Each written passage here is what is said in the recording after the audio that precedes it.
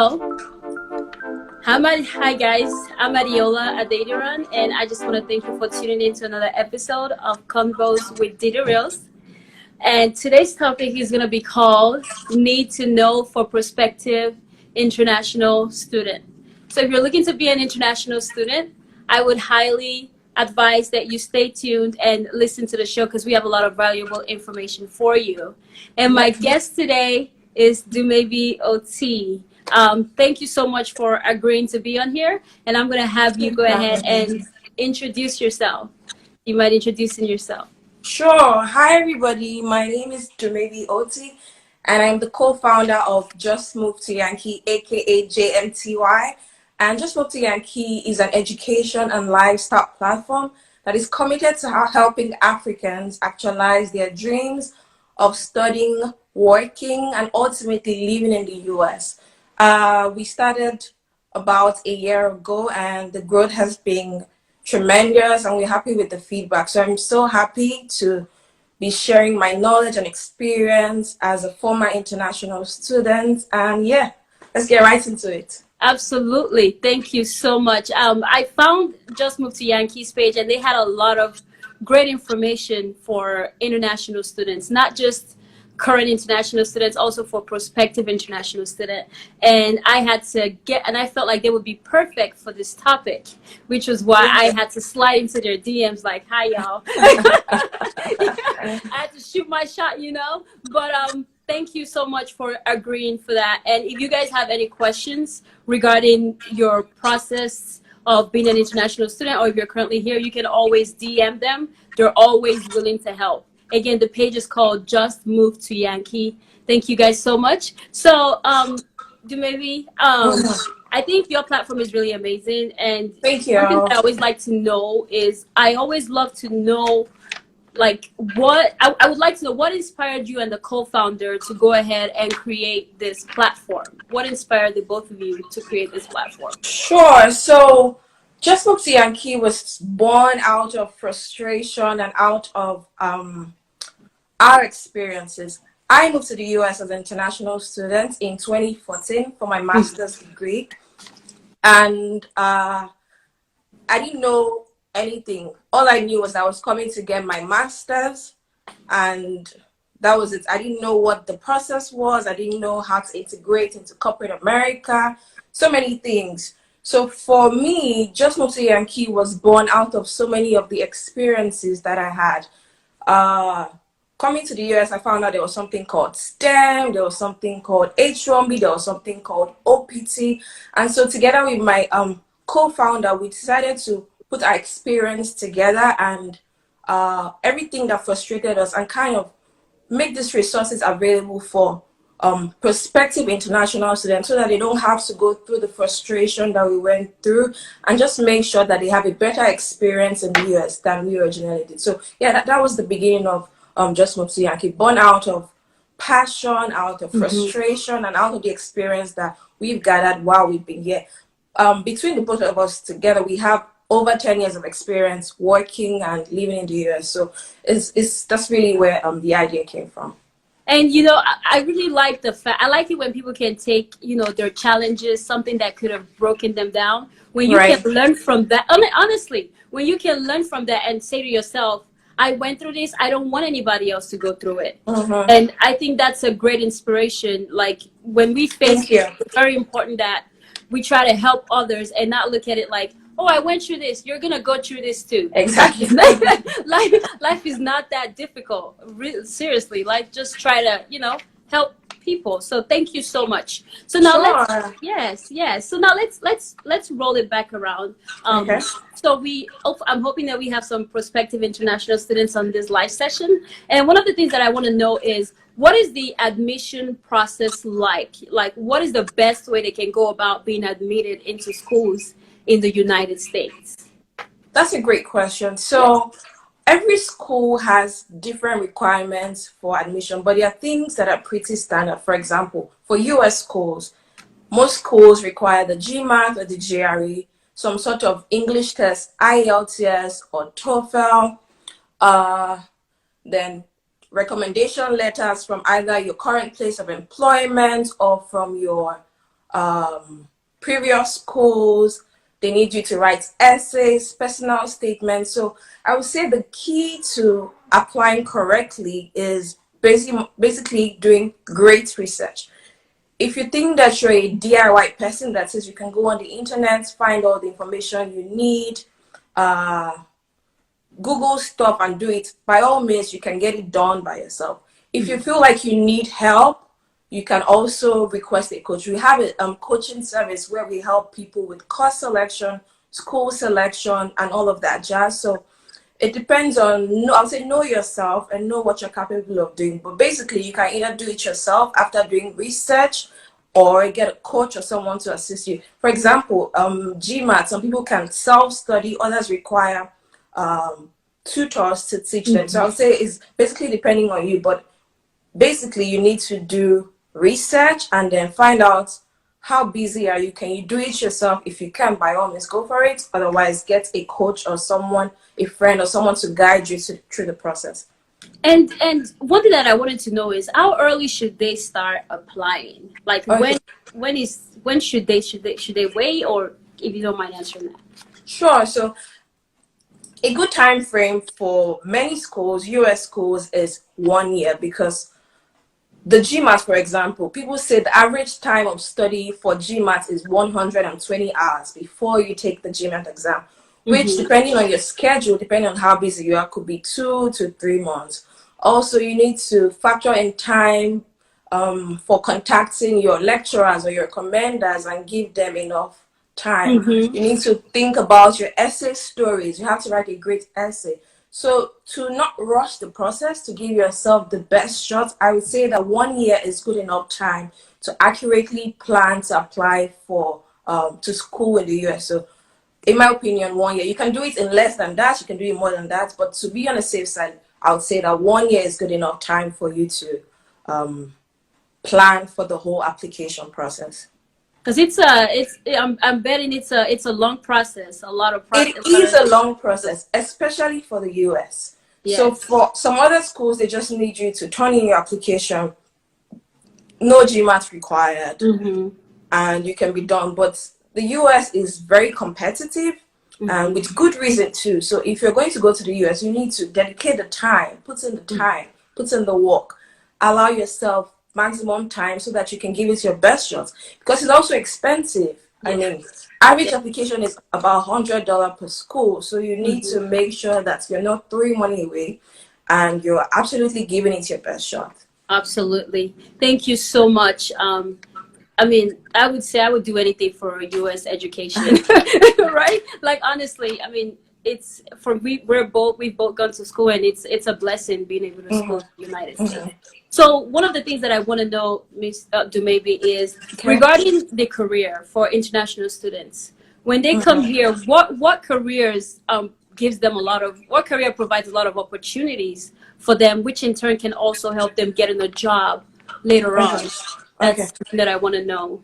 Okay. So when I say do your research, that's something that's very important. In my case, I did economics. Knowing what I know now, I would have not done economics. First, economics is not a STEM course, so it makes it harder for you to get into the corporate America. So one thing that Just Move to Yankee advises our clients to do is STEM courses. Now, STEM is an acronym for science, technology, education, engineering and mathematics. So these are courses that are pretty much, for example, electrical engineering, computer science, business analytics, data management, information systems. So the US believes that they have more need for students or professionals with STEM backgrounds than they do for other backgrounds like psychology and the rest. So STEM courses get a preference. Every international student in the US is entitled to 1 year of OPT. OPT is optional practical training, which means that after you graduate, you can get an employer and then you get a work authorization that allows you to work for 1 year, which is great because, I mean, you're spending so much money. You should be able to get the work experience in that country. However, the advantage of doing a STEM degree is, in addition to the 1 year, you get 24 months, which is additional 2 years to work in the US. So in total, you get 3 years. And in the long run, this means that you have the opportunity to find an employer who is willing to sponsor your work visa for a longer duration of time. So by just going online, if you don't do your research properly, you may not know all these things, and then you come to the US thinking that you can just work, and then you're disappointed, and you find out that you spend a lot of money and you're not happy with your results. So that's why we say do your research. Make sure that if you're coming to the US, as much as possible, try to do a STEM degree. It may not be your passion, but there's a bunch. If you go to ice.gov, you find a list of STEM courses. So I'm sure that you can find something that you're passionate about and something that relates to what you want to do also. Another way to look at it is things change every year. Careers change every year. What are the top, for example, top 10 careers that US companies are hiring for? Right now, cloud is very hot. Anything data is very hot. Computer science will always be in vogue. So factor all these things in when you're turning in your application.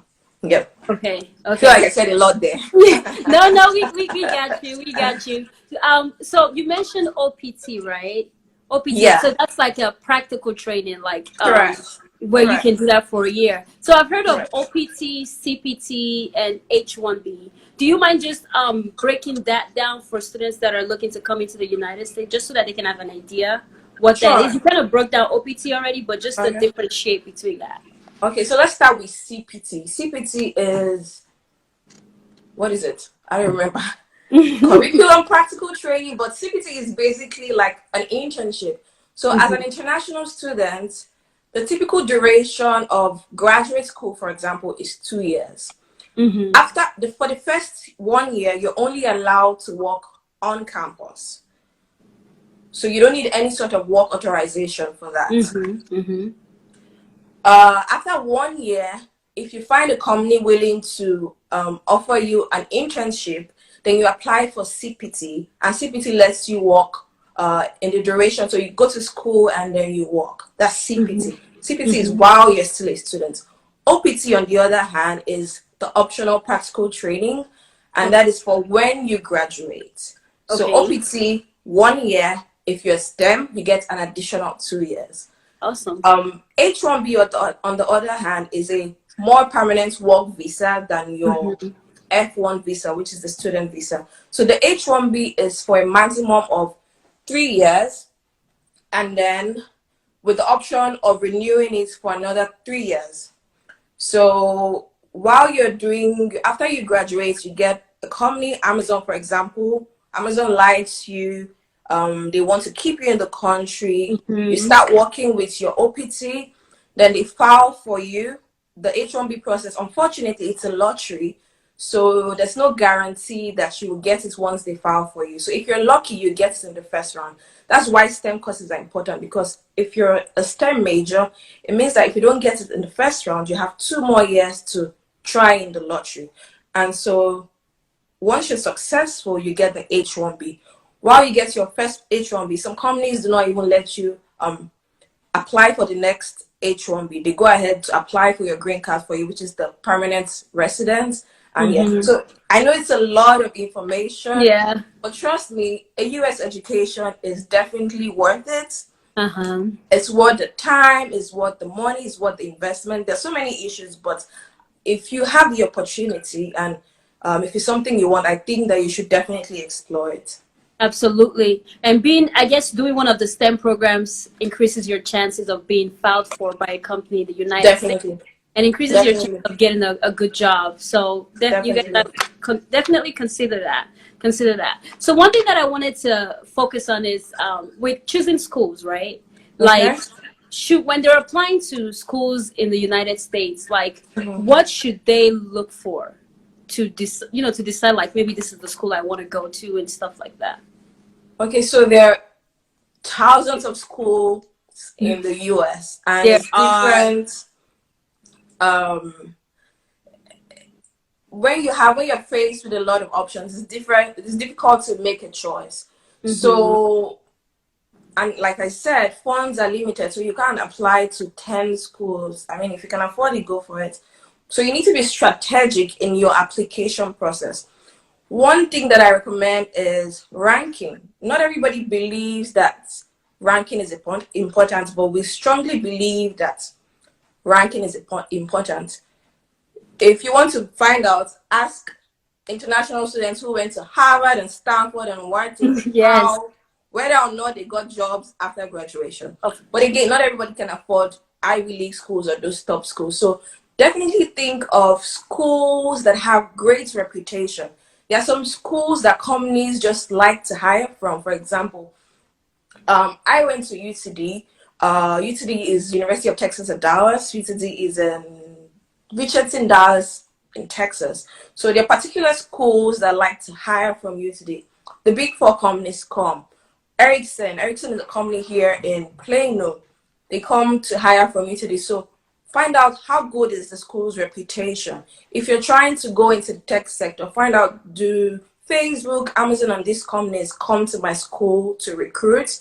One way to know this information is find the alumni. Go on LinkedIn. If you're trying to go to Ohio State University, go on LinkedIn and type Ohio State University, Nigeria. So you might find a Nigerian who is there that you can relate to and who understands you. So I would say reputation is important, ranking is important. Another thing is international student presence, which is very important. So some schools are pretty clueless when it comes to international students. When it's time for you to apply for your CPT or OPT, they really don't know how to go about it. So you're the one that needs to be proactive and tell them all that. So it's already stressful going to school. You don't want to add additional stress. So why not find a school that is has great international student presence? They do this every year, so they're used to the process, and will be easy for them too. Another thing to consider when choosing a school is funding. I mean, even if you're the richest person, there's nothing wrong with getting additional money, right? There's nothing wrong with that. So yes, definitely find out schools that have enough endowment, enough funding opportunities, scholarship opportunities, teaching assistant positions, schools that are willing to sponsor you, especially if you come from Africa or Nigeria. I come from, the exchange rate right now is something else. So you definitely want a school that's willing to give you funding, scholarship, anything to augment your study abroad process. So yeah. yes, thank you. And off the top of your head, can you think of some schools with huge international presence? Yeah. So like I said, UTD, my school, University of Texas at Dallas, is a school with good international presence. NYU, New York University, UCLA, University of California, Los Angeles, Texas A&M is also a good school with international presence, especially Africans. What else? Ohio State, Penn State. Those are so many schools. If you go on our page, we actually did a post about it recently. Listing the top 10 schools with high international presence. So yeah, those are some of the schools I remember off the top of my head. But if you do a Google search, I'm sure that you'll definitely find something. Thank you. So if you're just tuning in, guys, I'm here with my guest, Dumebi OT, and we're yes, and what we're talking about is need to know for prospective international students. So if you have any questions, please feel free to ask. We'll be answering those questions. And if you do engage during this session, you have the chance to win something, win some good goodies. So definitely engage, and we can't wait to do the giveaway as well. So back to our session. Ms. Dumebi, so we talked about all these amazing schools, right? It's really one of my questions and my concerns regarding these schools is a lot of people, some people might not be able to afford it, right? They're looking like, oh my God, I wish to study in the United States, but I can't afford it. Are there any scholarship opportunities that you know off your head, any grants that could possibly help, people from low income families attain this dream of getting a degree in the United States? Right. So you don't even have to be from a low income family. It's the cost of education in the US is very expensive. Even if you come from a middle class or upper class, the cost is expensive. And if you're coming from Africa, like I said, where the exchange rate is a lot, it's even more expensive. So yes, definitely explore scholarships. The first point of getting scholarship is your prospective school. So let them know that, hey, I will need some funding when I get into admission, but you need to come correct, right? You need to Mm-hmm. be an outstanding applicant. You need to give it your best shot so that when you apply, they will feel like, wow, if we don't get this girl in our school, we would definitely be missing out. So make sure that you get a high score for your GMAT or GRE. If you're still in school, try to ace your exams, try to graduate with a top degree, uh, engage in co-curricular activities, Mm-hmm. do things to boost your profile. You can get certifications and just things to boost your profile. I feel like personal essay is one of the most underrated things in the application process. Your Mm-hmm. ability to tell a good story can be the difference between whether or not you get scholarship or not. So start writing your essay early. Find out what makes you unique. Everybody has something, no matter whether you graduated with a 2-1 or first class. There's something unique about you. Right. Study yourself, know yourself, Mm-hmm. and make sure that it's a selling game, right? You're selling yourself. You're putting your best foot forward so that Yes. they know that, wow, this guy, this girl, we need to have you in this class. If we don't have you, it's our loss. We're missing out. So definitely make yourself an outstanding candidate and Mm-hmm. make sure that the school knows that you want funding. Also, you can explore home-based scholarship. If you're going for an MBA, for example, I know that there's the TY Danjuma scholarship. I know that there used to be the 7 Up scholarship. So explore home-based scholarships in your home country, and don't be intimidated. I mean, when you see $40,000 for the school fees, I understand, Like but don't let what? that stop you. Right? Don't let that stop you. Don't shoot yourself in the foot before you Mm-hmm. even get the opportunity. So take it one step at a time. Get the admission, get the funding, get the visa, and everything will be okay. So yes, nobody really expects you to pay that much. When I moved here, like I said, I didn't know anything. So Mm-hmm. first year, I paid in full, but Oh. then first semester, right, I paid in full. But Mm-hmm. then getting into the system, I started finding out there was scholarships and all that. So I applied for a couple of scholarships. I was given 2, I think. All I needed to do was write an essay, really. I was given 2. Based on that, I was able to pay in-state tuition, which is almost half. So, and that continued till I graduated. So first year, I paid my full tuition. Exchange rate was like $150 and Oh, all that. So oh, that's my nice. father, Like my they father could handle 150. it. That's long gone. That's long gone. Yes, Yeah, of but so course. yeah, don't be like me. Definitely explore scholarship funding opportunities. Talk to alumni, current students.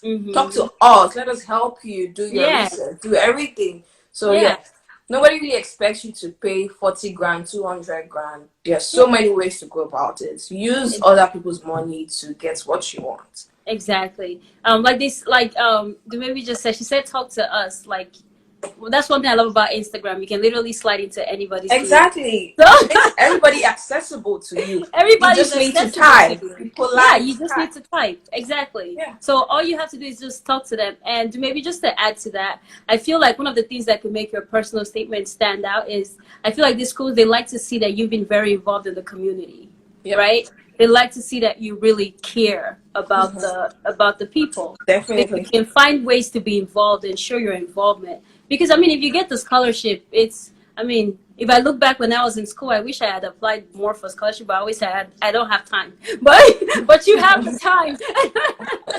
You have the time. You just have to do it. You just have to find the time to do it. Yeah. So thank you for covering that. You mentioned some scholarship, where some places where they can find scholarship, right? Mhm. I think you did. Okay. Um, Another one that I think I know is I was doing so and I found Mastercard Foundation. Have you heard about that scholarship? yeah, yeah. Yeah, it's another place that I believe that they, if you apply to them, they give scholarships to students from Africa, especially looking to get into schools in the United States. Okay. Mastercard Foundation. So thank you so much for answering that. And I Sure. kind of just want to ask about. It's been a lot going on in the past few months. You know, Mhm. like with the pandemic, it's had a lot of negative effect on everything, almost everything, businesses, people losing their jobs, and everything. So one thing that I wanted to know is, has this pandemic affected aspiring international students in any way or form? Has there been anything that changed for them? Yeah, I mean, the last few months have been crazy. Nobody would have thought that by September we'll still be locked in our houses. So yeah, it has definitely affected prospective international students. But I would say there has been positives and there has also been the negatives. So let's start with the negatives.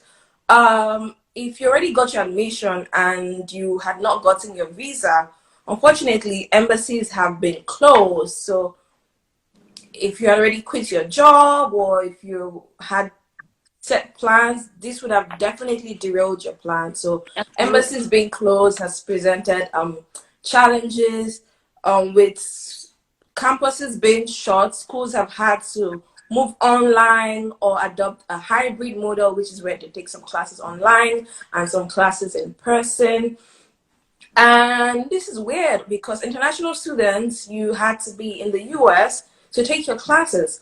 But with this, everybody has had to find a way to adjust. So, for example, schools have gave prospective international students a couple of options. Some of them was one of the options was you could defer your admission to next Mm-hmm. year, or you could opt to take your classes online. So let me now talk about the positives. For some people that just wanted to get the degree, maybe you wanted to get your master so that you can advance in your career, get a promotion. This could be a positive in that you can combine two things. You can kill what's that thing? Two birds with one stone. Kill two birds. Kill two birds with one stone. So Yeah. you can walk, you can still continue to walk and take your classes online. Time difference might be in your favor. Take your classes online. This would have not been possible if you moved, if you already moved. So you're not paying for flights. You don't have to worry about accommodation right now. So in a sense, you're kind of saving money. Mm-hmm. Also, another negative is that you miss out on the networking opportunities. Part of studying abroad is imbibing yourself in culture, learning about the culture. So unfortunately, you kind of miss out on that. But then another positive is that because there's so much uncertainties, a lot of people are not applying. This means that the competition is less. So Mm-hmm. if this was your dream, I would say this is a good time to go for it. If there were 10,000 people that were trying to apply to one school, there's definitely less people now, which means that you have a higher chance of getting admitted. So Mm-hmm. there's less competition. Also, because of the way things are, schools are waiving requirements. I know that top schools, like I know someone that got into Whiting without a GMAT score. They don't have to submit it later after they gave her the admission. This would never have happened in 100 years. So many things are going on, and schools are being flexible. So if you had not taken your GMAT and schools are still waiving, take advantage Mm-hmm. of that. Mm. Take advantage of the um, wave GMAT and all that. So there's less Yeah. competition. So many things are easier. People are less, we're human, right? So people are more understanding, Mm-hmm. more flexible. So I think that this is actually a good time to apply. I know Yeah. that you have your concerns, you're scared, but like I said, let's take it one step at a time.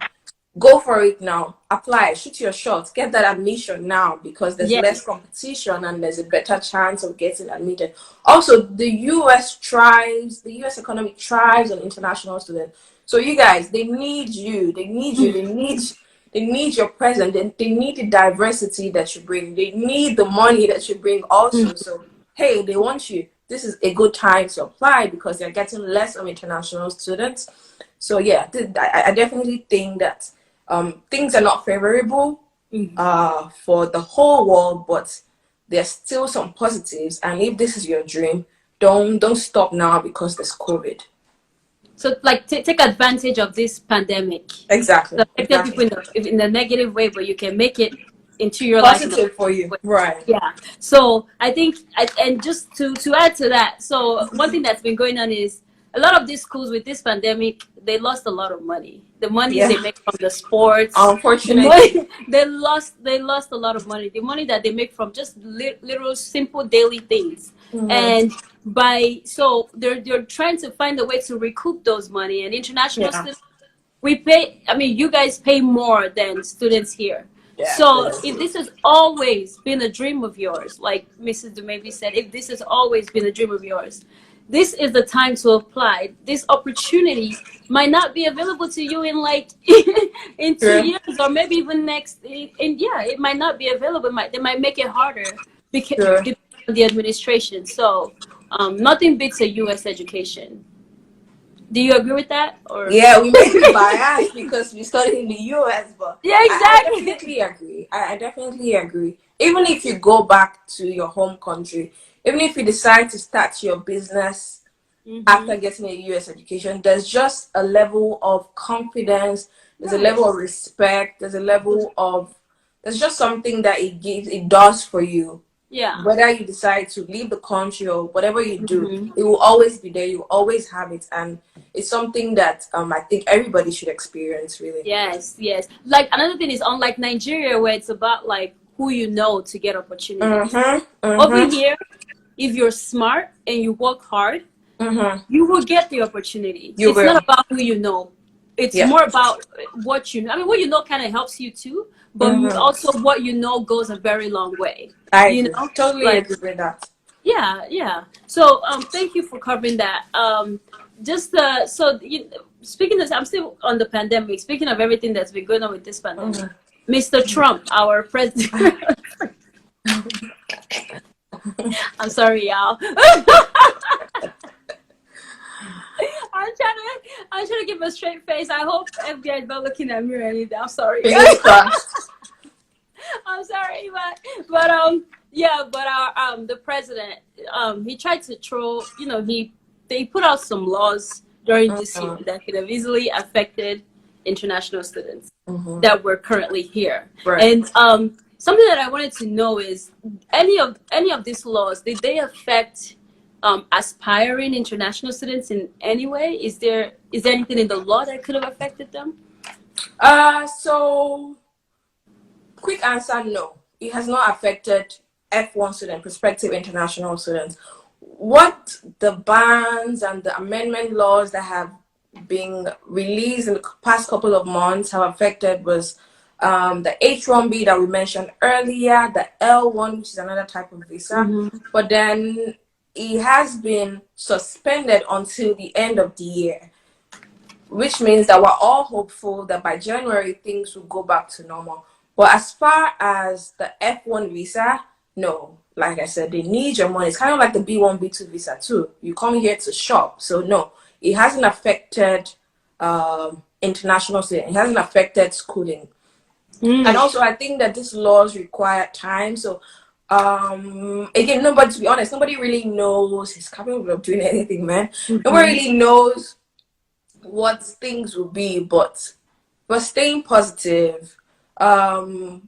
International schools are fighting for international students. You heard that after the ban where they said international students, if your classes are not in person, then you had to find your squares basically.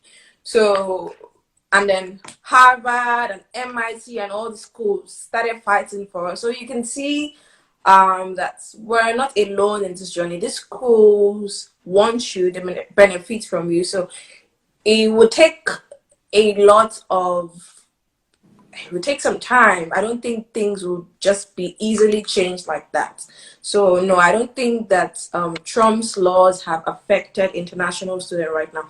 It has affected like the H-1B and L-1 process and all that, but it's all temporary, and we hope that things will return to normal very soon. So, depending on who wins the election. Fingers crossed. Please vote. If you're here and you are an American, please vote and vote correctly. Thank you so much. Well, I think we have some. I'm gonna go ahead and just look at these comments. I think we have some people had a few things to say. Okay. Mrs. Adekemi has been over here just supporting us. That's my partner, by the way. That's my partner. Hi. I was about to say, is she going for this giveaway? So, guys, if you have any questions, please go ahead and start putting it down, and we'll be looking forward to go ahead and answer it. So I'm just gonna scroll through some of these things that we have down here. Okay. Somebody said